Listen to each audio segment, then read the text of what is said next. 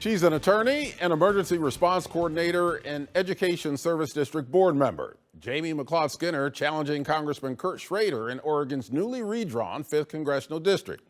The 5th District includes parts of Clackamas, Multnomah, Deschutes, Lynn, Benton, Marion, and Jefferson counties. McLeod-Skinner ran for Oregon's 2nd Congressional District in 2018, losing to Republican Greg Walden. The Central Oregon resident also ran for Secretary of State in the year 2020. And she lost that race to Shemia Fagan. Jamie McLeod-Skinner, welcome to Eye on Northwest Politics. Thank you so much. Looking forward to our conversation. Well, as I mentioned, you've been on this campaign trail before. What's different for you this time around?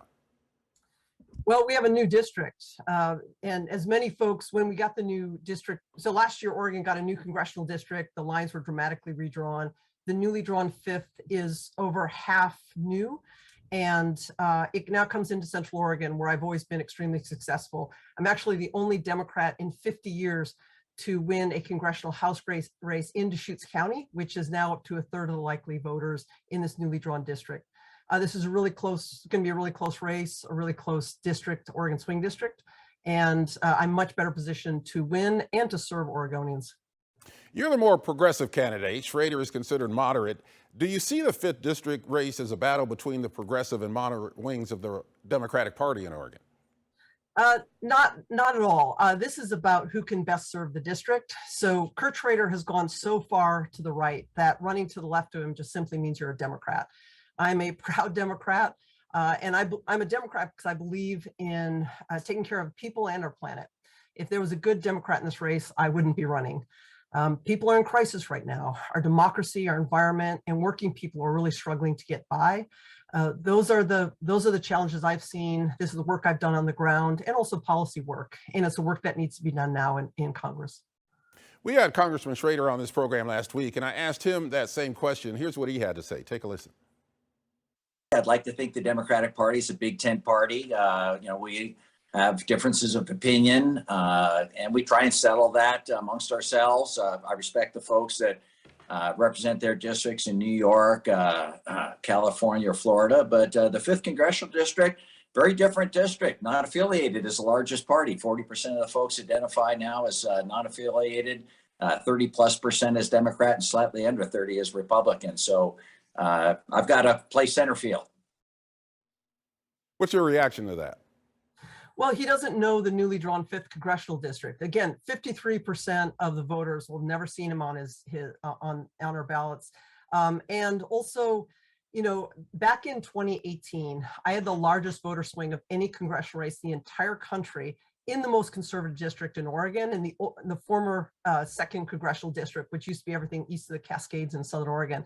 And that's because of my ability to connect with voters across the political spectrum. Had Kurt run in a race this close in his last cycle in 2020, he would have lost. You've got to be able to connect with voters and with crossover voters. Had I won in a race this close back in 2018, I would have won. And so it's the ability, I'm a rural Democrat, it's the ability to understand the on-the-ground issues, connect with voters, and actually show up and get things done. Watering down solutions is not getting things done. Our democracy is in crisis, our climate's in crisis, and working families are really struggling. And as many of the folks who used to support him, who are now supporting me, say, he's just lost touch with Oregonians. As we mentioned, estimates are that just 47% of the population in the new 5th District comes from the old district. So how does that change the nature of your campaign? Does it change strategy at all?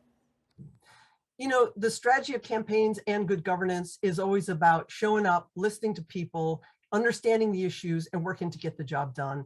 People are struggling right now, and Kurt Schrader's attack on the Build Back Better program, his gutting environmental programs out of the infrastructure bill, his lack of support for things like childcare, and his lack of support even in challenging Trump when Trump led the insurrection against our country. He said that impeaching Trump then would be like a lynching.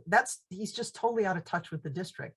The other thing is he gets a ton of money, corporate PAC money, and you see it in his ads right now. He's misrepresenting what he's actually done in Congress, and that's just disingenuous. And voters are tired of the pay-to-play big money in politics.